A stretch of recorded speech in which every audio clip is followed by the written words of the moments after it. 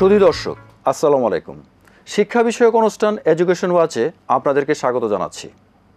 ছাত্র জনতার অভ্যুত্থানের মধ্য দিয়ে 5 আগস্ট শেখ হাসিনা সরকারের পতনের পর বিশ্ববিদ্যালয়ের উপাচার্য থেকে শুরু করে সারা দেশে স্কুল কলেজের প্রধান শিক্ষক ও অধ্যক্ষের পদত্যাগের ঘটনা ঘটেছে।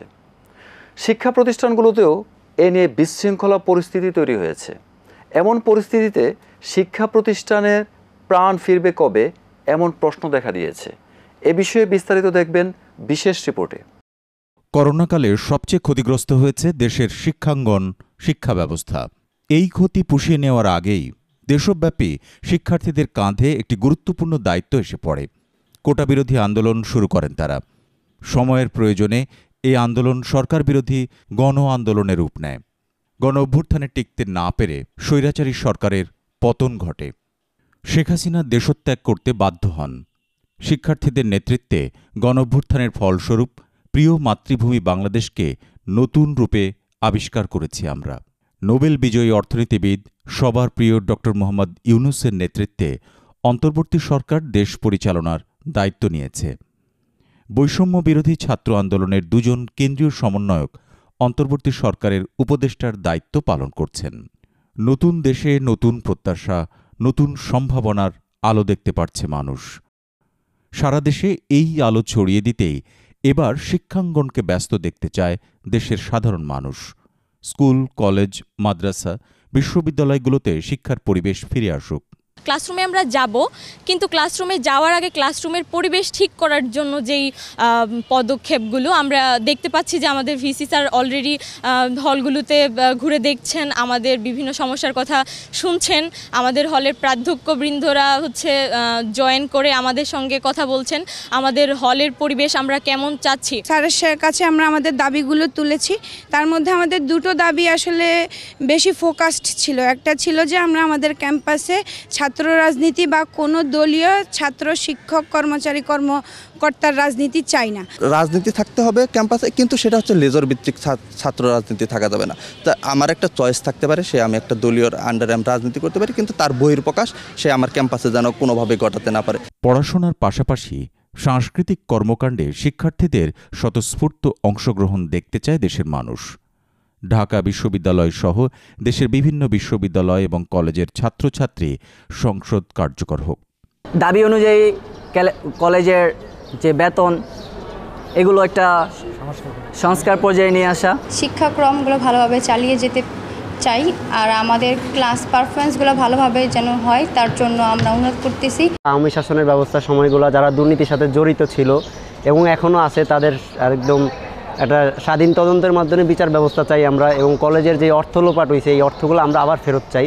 আমরা সম্মিলিত শিক্ষার্থীরা এই ষড়যন্ত্রের বিরুদ্ধে ছিলাম, বৈষম্যের বিরুদ্ধে যারা ছিলাম, ষড়যন্ত্রের বিরুদ্ধে তারা আছি, এবং ভবিষ্যতে আমাদের নতুন করে যে শিক্ষকদেরকে আমরা পেতে যাচ্ছি তাদেরকে সাথে নিয়ে আমাদের এই ক্যাম্পাসকে এবং জাতীয় বিশ্ববিদ্যালয় হোক, আমাদের গোটা বাংলাদেশের শিক্ষা ব্যবস্থাকে আমরা ঢেলে সাজাতে চাই। যারাই পরিচালনায় আসুক ভবিষ্যতে, তারা এমনভাবে দেশকে পরিচালনা করবে যাতে ভবিষ্যতে কোনো ছাত্রের রক্ত দেওয়ার প্রয়োজন না পড়ে। যে বৈষম্যের বিরুদ্ধে আমরা আন্দোলন করেছি, আমরা চাই না আমাদের নতুন এই স্বাধীন বাংলাদেশে সেই বৈষম্যটা থাকুক। খেলাধুলার সুস্থ পরিবেশ ফিরে আসুক, মেধা চর্চায় ব্যস্ত হয়ে উঠুক দেশের প্রতিটি শিক্ষা প্রতিষ্ঠান, এই প্রত্যাশা দেশের সাধারণ মানুষের। বিদ্যালয়গুলোতে শিক্ষা কার্যক্রম শুরু হয়েছে, তবে উচ্চশিক্ষার স্থবিরতা কাটেনি। শিক্ষা প্রতিষ্ঠান শিক্ষার্থী বান্ধব হতে হবে। সেই প্রেক্ষিতে আমাদের এই বৈষম্য যেখানে যেখানে আছে সেখানেই সংস্কার প্রয়োজন। এই দেশে যেটা চলছে সেটা হলো সার্টিফিকেট ওরিয়েন্টেড লেখাপড়া। আমাদের শিক্ষার্থীরা, আমাদের শিক্ষার্থী বন্ধুরা শুধু রেজাল্ট কিভাবে ভালো করবে সেটা নিয়ে কিন্তু তারা ব্যস্ত আছে। জিপিএ 5 কীভাবে অর্জন করবে সেটা নিয়ে তারা কিন্তু ব্যস্ত আছে।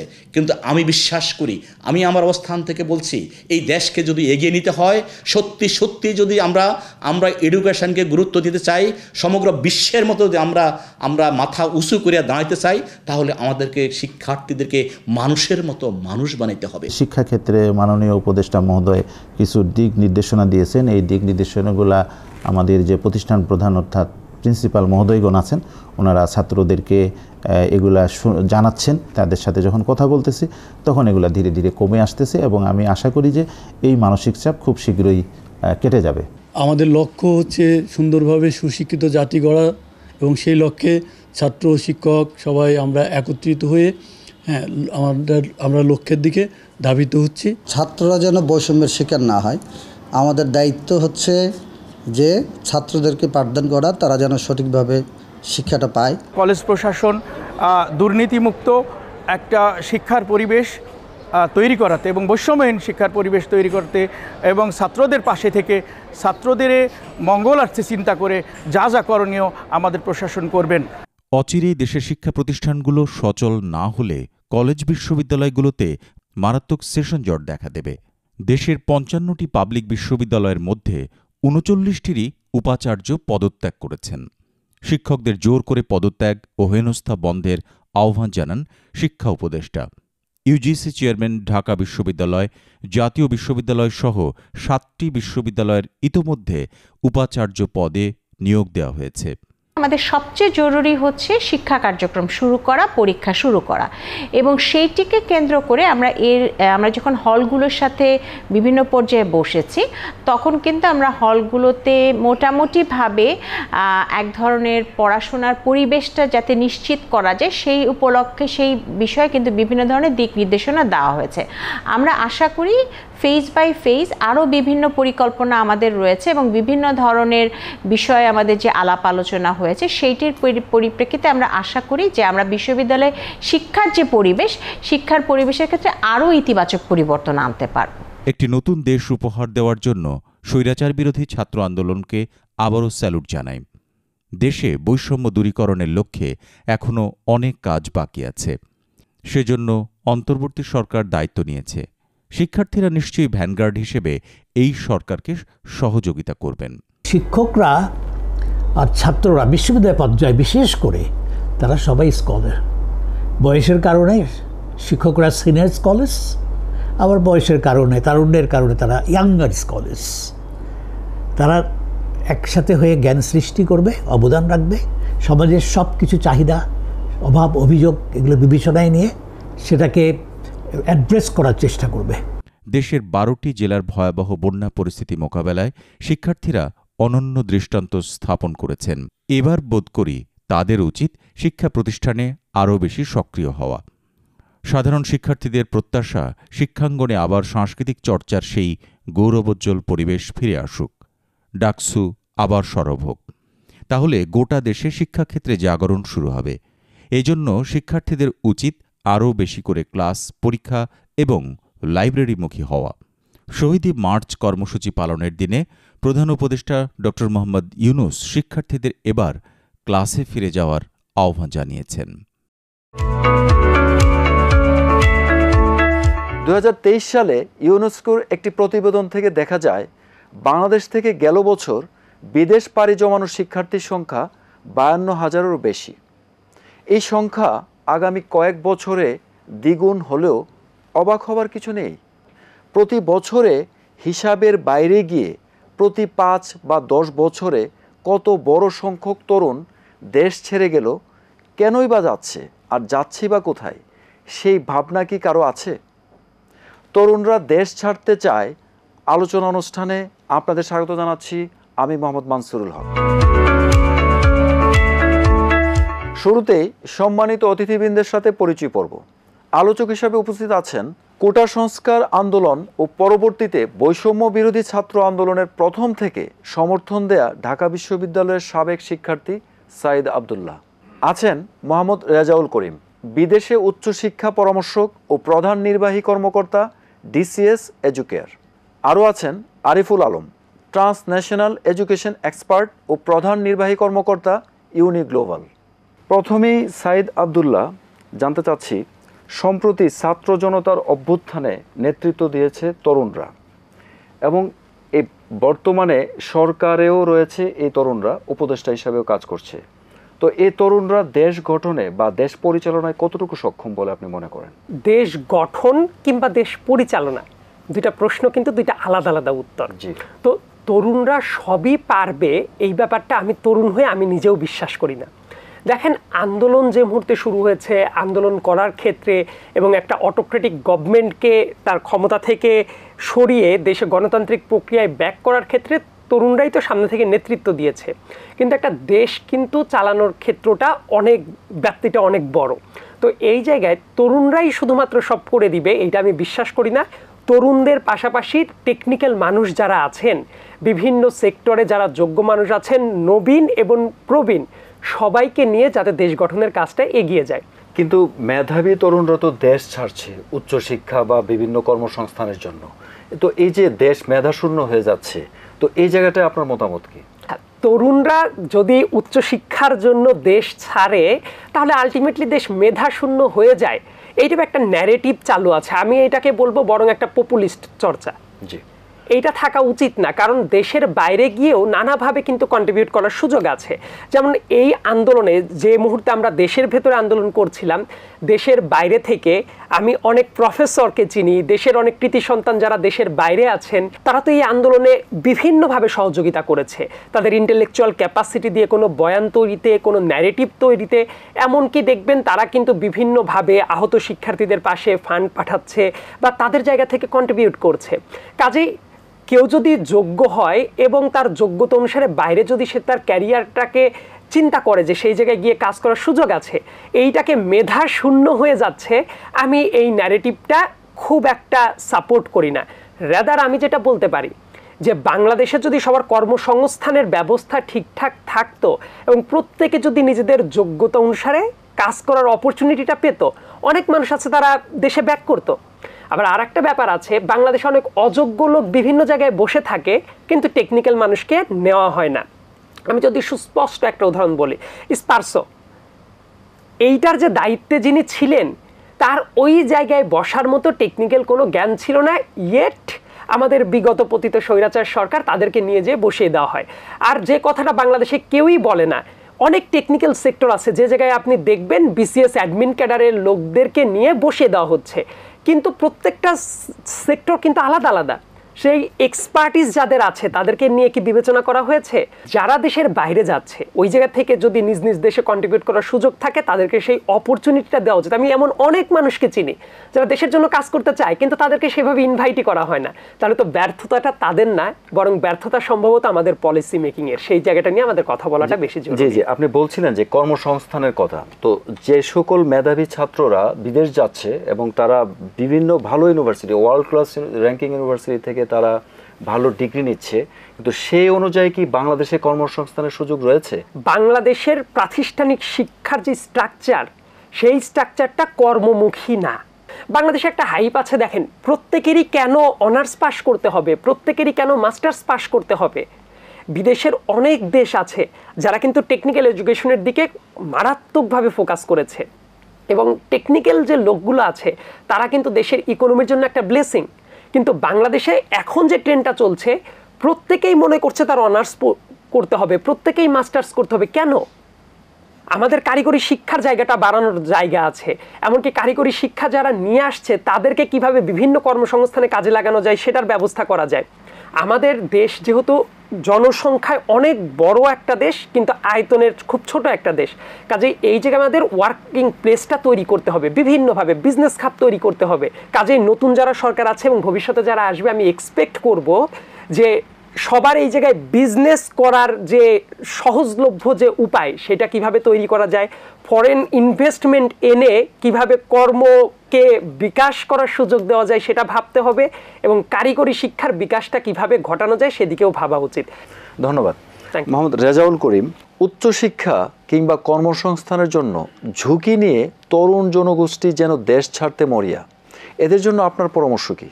ফার্স্ট হচ্ছে বাংলাদেশি স্টুডেন্টরা যতদিন পর্যন্ত আমাদের কারিগরি শিক্ষা আন্ডারে না আসবে, যেমন ধরেন আমাদের বাংলাদেশেও যে মেইন প্রবলেমটা হচ্ছে যে 4 ইয়ার্স ব্যাচেলার করতেছে বিজনেসে অর আইটিতে অর যে কোনো সাবজেক্ট। বাংলাদেশের প্রাইভেট ইউনিভার্সিটি বেসিক্যালি 3 থেকে 4টা সাবজেক্টই কিন্তু পড়াশোনা করা হয়, কিন্তু এখানে পড়াশোনার শেষে দেখা যাচ্ছে যে বাংলাদেশে ওরকম জব পাচ্ছে না, এবং যদিও জব পায় সেক্ষেত্রে স্যালারি স্টার্ট হয় দেখা গেল যে 15 থেকে 20,000 টাকা। সো এই ক্ষেত্রে বাংলাদেশি স্টুডেন্টরা যখন কানাডা বা অন্য কোনো কান্ট্রিতে যায় ফার্স্ট ফার্স্ট ওয়ার্ল্ড কান্ট্রিতে। সেক্ষেত্রে দেখা যাচ্ছে ক্যানাডাতে দেখেন ওখানে একটা কলেজের নাম হচ্ছে সেনেকা কলেজ, এক্সাম্পল সেনেকা কলেজ, ওখানে একটা স্টুডেন্ট ডিপ্লোমা লেভেলে যাচ্ছে বাংলাদেশি স্টুডেন্টরা। সো এখানে ডিপ্লোমা লেভেল 2 ইয়ার্স প্রোগ্রাম। এক্ষেত্রে ফার্স্ট সেমিস্টারে তারা হচ্ছে স্টাডি, সেকেন্ড সেমিস্টার হচ্ছে কোয়াপ, মানে হাতে কলমে তাদেরকে শেখানো হচ্ছে। পড়াশোনার পাশাপাশি তাদেরকে আইটিতে হলেও 6 মাস সে ইন্টার্নি যখন করবে তখন বড় বড় কোম্পানিতে যেয়ে তারা কাজ করছে। সো 2 ইয়ার্স প্রোগ্রাম যখন একটা স্টুডেন্ট কমপ্লিট করার সঙ্গে সঙ্গে দেখা গেল ওখানে জব অপরচুনিটি অনেক ভালো থাকে। Starting salary 50 to 60,000 Canadian dollar পায়। কিন্তু বাংলাদেশে জব ক্রাইসিস, এই জায়গাগুলোকে আসলে আমাদেরকে বের করতে হবে যে স্টুডেন্টরা যেন দেশের বাইরে যেও বাংলাদেশে পড়াশোনা শেষ করে বাংলাদেশে ব্যাক করে আসে, আইটি সেক্টর হোক বা ইঞ্জিনিয়ারিং সেক্টর হোক, বিজনেস ফ্যাকাল্টি হোক, ভালো ভালো যেন জবে জয়েন করতে পারে। সো এই জায়গাটা আমাদেরকে আসলে ক্লিয়ার করতে হবে। এখন কারা যাচ্ছে উচ্চশিক্ষা করার জন্য বিদেশে? মানে তারা কি শুধুমাত্র উচ্চবিত্ত বা ক্ষমতাশালী, নাকি মধ্যবিত্তের সাধারণ পরিবারের ছাত্ররাও যাচ্ছে? এই পরিসংখ্যানটা কেমন এখন? উচ্চ, মধ্য এবং নিম্ন মধ্য সবাই আসলে এখন দেশের বাইরে যাচ্ছে। কারণ যেসব স্টুডেন্টের একাডেমিক ব্যাকগ্রাউন্ড খুবই ভালো, এসএসসি বা ইন্টারমিডিয়েট পাস করেছে, তাদের একাডেমিক রেজাল্ট যদি জিপিএ 5 হয়, এখন নিম্ন বা মধ্যবিত্ত ফ্যামিলি এরা ইজিলি ওসব দেশে অ্যাডমিশন নিতে পারে। অ্যাডমিশন পাওয়া মানে হচ্ছে যে যেহেতু অর্থনৈতিক অবস্থা যদি খুবই স্ট্রং না থাকে তখন অবশ্যই তার বাবা মা দুইটা জিনিস লক্ষ্য রাখে যে ইউনিভার্সিটির টিউশন ফিস কীরকম বা অ্যাকোমোডেশন কস্ট কীরকম, এই টাকা দেওয়ার মতো তাদের ক্ষমতা আছে কি না। যদি না থাকে এখানে প্রচুর স্কলারশিপ আছে, ইউনিভার্সিটি ইন্টারনাল স্কলারশিপ আছে, সুইডেন এসআই স্কলারশিপ আছে, এমনকি আমাদের সাথে নতুন একটা ইউএসের এমপাওয়ার, জাস্ট একটা ফাইন্যান্স কোম্পানি, তাদের সাথে আমাদের নতুন একটা এগ্রিমেন্ট হচ্ছে যেসব বাংলাদেশি স্টুডেন্ট ইউএসএ এবং কানাডাতে মাস্টার্স লেভেলে যাবে 2 ইয়ার্সে যদি 50 লাখ বা 1 লাখ কানাডিয়ান ডলার বা 1 লাখ ইউএস ডলারও হয় তারা ফুল লোনটা দিবে। সো এই লোনটা তারা পড়াশোনাকালীন 45 ডেজ পর থেকে জাস্ট ইন্টারেস্ট যেটা থাকে 12%, সেই ইন্টারেস্টটা দিবে অ্যান্ড পড়াশোনা শেষে 10 ইয়ার্সের মধ্যে এই টাকাটা ব্যাক করতে হয়। সো নিম্ন মধ্যবিত্তি বলেন বা উচ্চ মধ্যবিত্তি বলেন, সবাই আসলে এই লোনটার জন্য অ্যাপ্লাই করতে পারে। সো এই ইউনিভার্সিটি অ্যাডমিশন পাওয়া মানে সে লোন পাবেই। আপনি একটু আগে বলছিলেন যে বিদেশি ছাত্ররা স্টুডেন্ট লোন পায়, ইভেন ইন্টারন্যাশনাল স্টুডেন্টরাও ওই লোনের অ্যাভেল করে। সো বাট বাংলাদেশে আমরা দেখতে পাই যে ভালো ইউনিভার্সিটিতে পড়ছে অনেক মেধাবী, তাদের কোনো লোন ফেসিলিটি নাই, কোনো ব্যাংক, বাংলাদেশে কোনো ব্যাংক তাদেরকে লোন দিচ্ছে না। তার নিঃসন্দেহে তারা অনেক মেধাবী ছাত্র, কিন্তু তারা কিন্তু বাংলাদেশ থেকে কোনো ফাইন্যান্সিয়াল ইনস্টিটিউশন থেকে তারা কোনো লোন বা কোনো ফাইন্যান্সিয়াল সাপোর্ট পাচ্ছে না। যেটা বড় সমস্যা হচ্ছে যে আপনি দেখেন বুয়েট বলেন, ঢাকা ভার্সিটি বলেন আর মেডিকেলে বলেন, এখানে টিউশন ফিস কিন্তু ওরকম না। যে টিউশন ফিসটা যদি অনেক বেশি হতো তাহলে আসলে লোনের ব্যবস্থা বাংলাদেশ ব্যাংক থেকে হোক বা নিতে পারতো। কারণ আমাদের বাংলাদেশে যারা ঢাকা ইউনিভার্সিটিতে পড়ে এখানে তো টিউশন ফিস খুবই কম, ইয়ারলি টিউশন ফিস বাদেও কিন্তু তাদের অনেক খরচ রয়েছে। এই বিষয়ে আসলে গভর্নমেন্টের সাথে এবং বাংলাদেশ ব্যাংকের সাথে কথা বলা উচিত যে একটি স্টুডেন্ট বাংলাদেশে বা ঢাকাতে পড়াশোনা করার জন্য কি পরিমাণ টাকা প্রয়োজন হয়, সেই পরিমাণ টাকা বাংলাদেশ ব্যাংক থেকে আসলে তারা লোন নিতে পারবে কিনা। সো এটা যদি ইজি করে গভর্নমেন্ট এবং বাংলাদেশ ব্যাংক তাহলে আমাদের স্টুডেন্টরা শুধু পড়াশোনার প্রতি মনোযোগ থাকবে। আরিফুল আলম, তরুণরা কেন দেশ ছাড়তে চায়? এ দেশ এত সুন্দর, সব কিছুই রয়েছে, এরপরও কেন চলে যেতে চাচ্ছে এই দেশ ছেড়ে? প্রত্যাশা এবং প্রাপ্তির মধ্যে যে পার্থক্য রয়েছে, এই পার্থক্যের জন্য তরুণরা আসলে দেশ ছাড়ছে। আর যদি সামগ্রিকভাবে বলি, আপনার রাজনৈতিক অস্থিরতা, তারপর অর্থসামাজিক নিরাপত্তা, আইনের শাসন বা যুগোপযোগী শিক্ষা ব্যবস্থার যে ঘাটতি দেখা যাচ্ছে, এটাও একটা বড় কারণ। আর অ্যাট দ্য সেম টাইম এই তরুণরা বিদেশ যাওয়ার আরেকটা বড় কারণ হচ্ছে আমাদের যে ইকোসিস্টেম না এডুকেশনে, যেমন ইন্ডাস্ট্রি এবং একাডেমিয়াতে একটা বড় গ্যাপ রয়েছে। আমার আগের আলোচক বলে গিয়েছেন যে দক্ষতার যে বিষয়টা, আমাদের যে কারিকুলামগুলো আছে বিশ্ববিদ্যালয়ের, ওই কারিকুলামগুলোতে আসলে আপনার আমাদের যে এমপ্লয়াররা যা চায় ওই কারিকুলাম ওই জিনিসগুলো নাই, যে জন্য এমপ্লয়ারদের ডিমান্ড পূরণ করতে পারছেন আমাদের গ্রাজুয়েটরা। সো তারা তখন ফ্রাস্ট্রেটেড হয়ে যায়। এই চিত্র থেকেই আসলে তরুণরা দেশ ছাড়ার একটা প্রবণতা তাদের মধ্যে শুরু হয়ে গেছে। জি, এই যে তরুণদের কথা বললেন, এর মধ্যে বড় অংশ হচ্ছে মেধাবী তরুণ। তো মেধাবী তরুণদেরকে তো বাংলাদেশেরও প্রয়োজন, তো তাদেরকে কিভাবে আটকে রাখা যায়? আপনি যদি একটু স্পেসিফিক্যালি বলতেন যে এই সুবিধাটা দিলে তরুণরা বা মেধাবী তরুণরা বাংলাদেশেই থাকবে, বিদেশের কথা চিন্তা করবে না? আচ্ছা, এমন দেখুন কি চিন্তা রয়েছে? আপনার 2024 সালের যে এইচএসসি কিংবা তার সমমানের পরীক্ষায় সকল বোর্ড মিলে পরীক্ষার্থীর সংখ্যা হচ্ছে 14,50,000। আমাদের দেশে উচ্চশিক্ষা গ্রহণের জন্য যে আসন সংখ্যা রয়েছে তারও আসন সংখ্যা হচ্ছে 14,50,000। তো আপনার আসন সংখ্যার কিন্তু কোনো কমতি নেই। আমার পূর্বের আলোচক বলে গিয়েছেন যে আমাদের প্রচুর পরিমাণ বিশ্ববিদ্যালয় হয়েছে, প্রতি জেলায় বিশ্ববিদ্যালয় রয়েছে, আসন সংখ্যা প্রচুর রয়েছে, কিন্তু গ্র্যাজুয়েশন কমপ্লিট করার পরে তারা কাজ পাচ্ছে না, কর্মসংস্থান বা সিকিউর বা ভালো লাইফস্টাইল পাচ্ছে না। সো এই জায়গাটায় কি করা উচিত? এই জায়গাটায় আমাদের ইন্ডাস্ট্রি এবং একাডেমিয়ার মধ্যে একটা রিলেশন তৈরি করতে হবে। আসলে ইন্ডাস্ট্রি কী চায়? আমরা যদি পূর্বের আলোচক বলে গিয়েছেন যে সবাই শুধু বিসিএস ক্যাডার হওয়ার দৌড়ে আমরা দৌড়াচ্ছি, আসলে আমাদের প্রাইভেট যে কর্মসংস্থানগুলো আছে ওখানে কিন্তু আমাদের যারা এমপ্লয়ার আছে তাদের একটা ডিমান্ড আছে যে আমি এই ধরনের গ্রাজুয়েট, এই ধরনের স্কিলস চাই আমাদের গ্রাজুয়েটদের মধ্যে, তাহলে আমি তাকে এমপ্লয়মেন্টে শুধু গভর্নমেন্ট বা প্রাইভেটও না, বিজনেসও তাদের করতে হবে, এন্টারপ্রেনার হতে হবে, তাই না? রাইট। এন্টারপ্রেনার বানানোর ক্ষেত্রে আপনার চিন্তাটা কি করা উচিত? এন্টারপ্রেনার বানানোর ক্ষেত্রে আসলে আমাদের কিছু কিছু ইনোভেশন সেন্টার তৈরি করতে হবে, কিভাবে আসলে এন্টারপ্রেনার তৈরি করা যায়। যেমন ধরেন আমাদের বর্তমান যিনি রাষ্ট্রের প্রধান, প্রধান উপদেষ্টা, তিনি অনেক আগে থেকেই বলেছেন সোশ্যাল বিজনেস করার একটা যে কনসেপ্ট নিয়ে আসছেন, যেটা সারা বিশ্বে একটা রেভলিউশন তৈরি করেছে, সারা বিশ্বই এটাকে গ্রহণ করছে। সো আমাদের দেশেও এরকম নতুন নতুন ইনোভেশন নিয়ে আসতে হবে, সোশ্যাল বিজনেস কিংবা আরও অনেক ধরনের ইনোভেশন আসতে পারে এন্টারপ্রেনার তৈরি করার ক্ষেত্রে, তাহলে হয়তো আমাদের মানুষ এন্টারপ্রেনারশিপের জন্য আগায় আসবে। জি, আপনি নিজেও একজন কাউন্সিলর বা একটা বিদেশে উচ্চশিক্ষায় পাঠানোর জন্য স্টুডেন্টদেরকে নিয়ে কাজ করেন, তো স্কলারশিপ পাওয়ার ক্ষেত্রে বাংলাদেশি স্টুডেন্টদেরকে নিজেকে কিভাবে প্রস্তুত করতে হবে এ ব্যাপারে আপনার পরামর্শ কি? একজন শিক্ষার্থী যদি আন্ডার গ্রাজুয়েটের ক্ষেত্রে তার স্কলারশিপ প্রয়োজন হয়, তাহলে তাকে আসলে স্কুল লেভেল থেকে নিজেকে তৈরি করতে হবে স্কলারশিপের জন্য। যেমন ধরেন তার ইংলিশ প্রফিসিয়েন্সি দক্ষতা বাড়াতে হবে, অ্যানালিটিক্যাল দক্ষতা বাড়াতে হবে, যেমন একটি টেস্ট আছে যেটাকে বলা হয় এসএটি টেস্ট, বা আরও অনেক ধরনের টেস্ট। তারপর তার সোশ্যাল অ্যাক্টিভিটিসের সাথে ইনভলভ হতে হবে।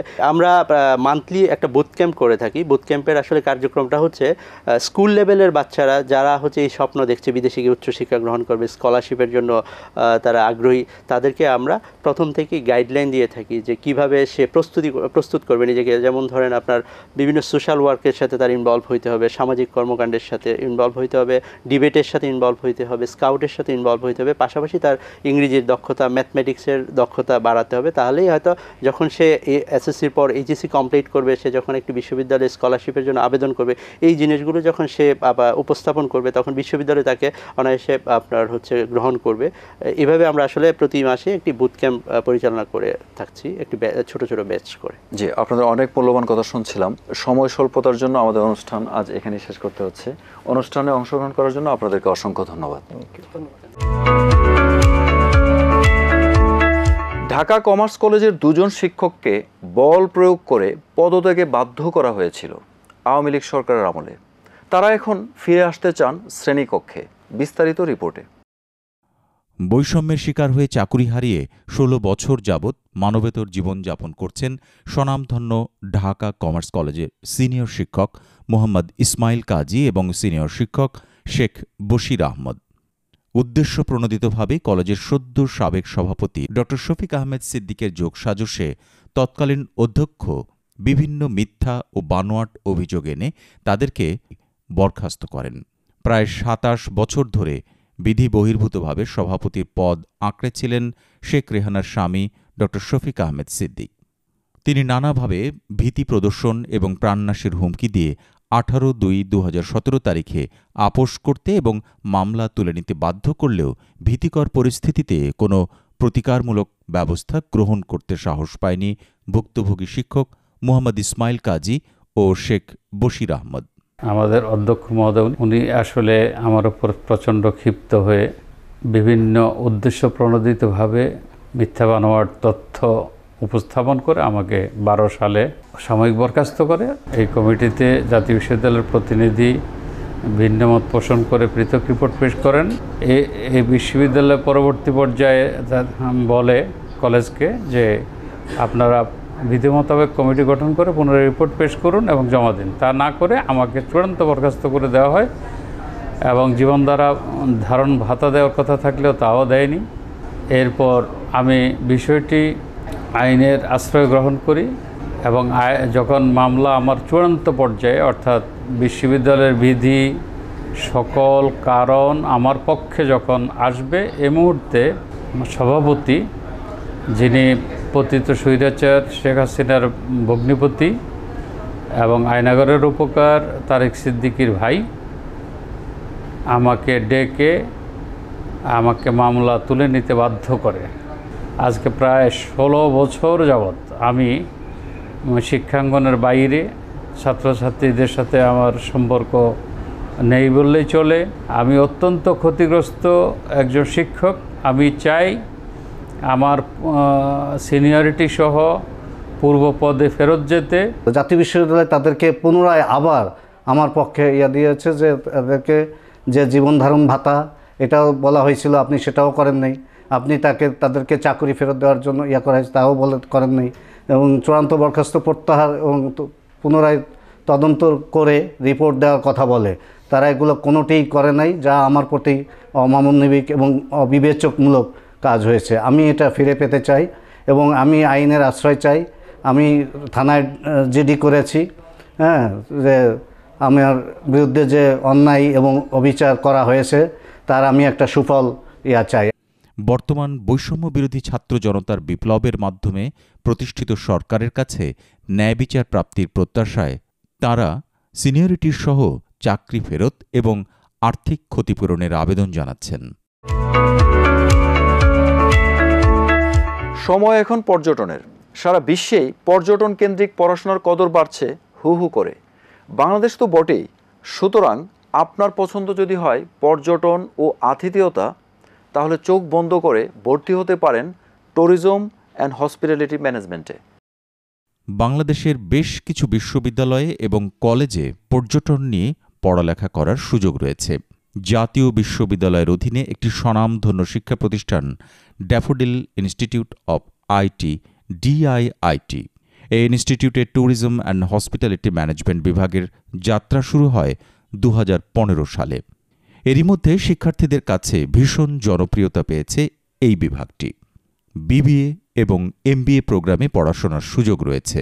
বর্তমানে 5 শতাধিক শিক্ষার্থী অধ্যয়নে রয়েছে এই বিভাগে।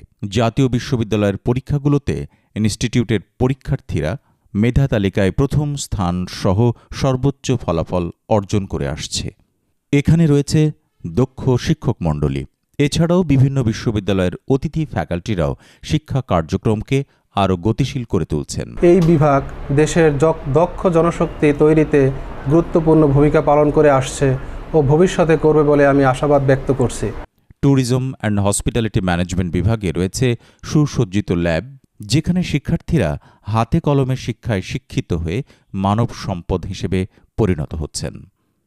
রয়েছে গ্রিন গার্ডেন রেস্টুরেন্ট, যেখানে শিক্ষার্থীরা তাদের খণ্ডকালীন কর্মসংস্থানের সুযোগ পাচ্ছে। দক্ষ নেতৃত্বদানের যোগ্যতা অর্জনের জন্য রয়েছে tourism society of DIIT club. অধ্যক্ষ হিসেবে রয়েছেন ঢাকা বিশ্ববিদ্যালয় আইবির সাবেক ছাত্র ডক্টর মোহাম্মদ সাখাওয়াত হোসেন। যেখানে সব ধরনের ফেসিলিটি থাকবে স্টুডেন্টদের, সেটা কিন্তু ডিআইটি মেনটেন করে। যে কারণে আমি বলি যে DIT one of the best institute in Bangladesh. Tourism hospital management হচ্ছে ল্যাব বেসড একটা এডুকেশন, যেটা প্র্যাকটিক্যাল, টোটাল প্র্যাকটিক্যাল। এখানে থিওরিটিক্যাল বিষয়টা খুব কম, প্র্যাকটিক্যাল বিষয়টা বেশি। সেখানে আমাদের ঠিক উপরে আমার 7 তলায় হচ্ছে টিএইচএমের ডিপার্টমেন্ট, 8ম তলায় হচ্ছে গ্রিন গার্ডেন হোটেল রেস্টুরেন্ট, যেখানে 5 স্টার লেভেলের সমস্ত সাপোর্ট। সেখানে আপনার একটা সেট মেনু, এখানে 100-এর উপর আইটেম আছে। তো আমার ছাত্ররা সকালবেলা এখানে পড়াশোনা করে, বিকালবেলা এখানে চাকরি করে পার্ট টাইম ফুল টাইম হিসাবে। ফলে এই যে ফেসিলিটিস, এই ফেসিলিটিসের কারণে তারা ন্যাশনাল ভার্সিটি ভালো রেজাল্ট করছে, তারা বাইরে চাকরি করছে এবং দেশের বাইরেও আপনি জানেন যে বাংলাদেশের কোনো ছেলে যদি বা মেয়ে যদি দেশের বাইরে যায়, তারা প্রথমে আসলে হোটেলে চাকরি করে।